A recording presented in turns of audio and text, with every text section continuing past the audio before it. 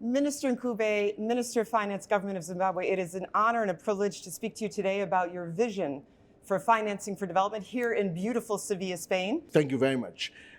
In Zimbabwe, we've come up with a new instrument, an innovative instrument which brings three parties together: Government of Zimbabwe, the UN SDG Fund umbrella programs, and a private company called All Mutual, which is the largest financial services company in Zimbabwe.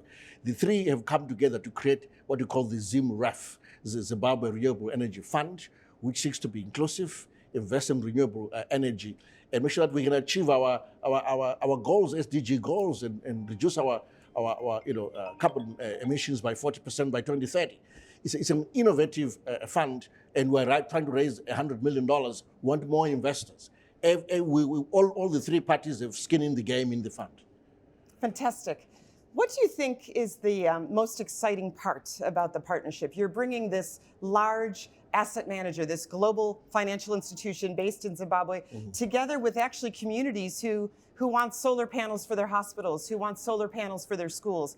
How do you see that coming together where you sit inside the president's cabinet?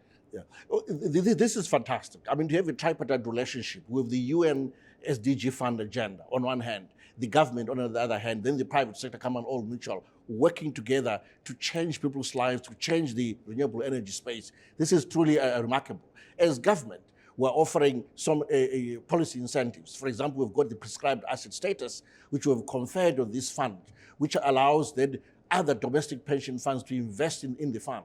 We can also extend what you call a prescribed, what you call liquid asset status, in addition to prescribed asset status. So many incentives that we can throw at it to make sure that it becomes an attractive investment for all. We can also offer other instruments within the fund, real estate investment trust, for example. They're also part of it.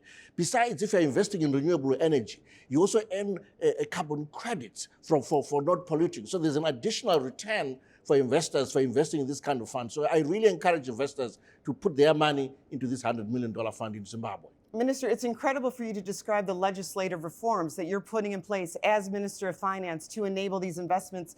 Would you say that Harare, Zimbabwe, is ready to welcome global investors to your country? Zimbabwe is ready to welcome global investors into the country. We're reducing the cost of doing business.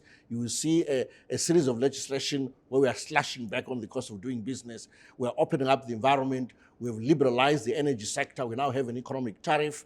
We can guarantee payments for any investor into Zimbabwe through government guarantees on the power purchase agreements, the PPA, but also with provisions to make sure that you have a currency access. If you want to pay loans offshore, you can do that. So we've really improved the environment around energy investments and investments in general. Fantastic. Minister, thank you so much for your time. We look forward to our continued collaboration with the Joint SDG Fund and your good government. Thank you so much. Thank you very much.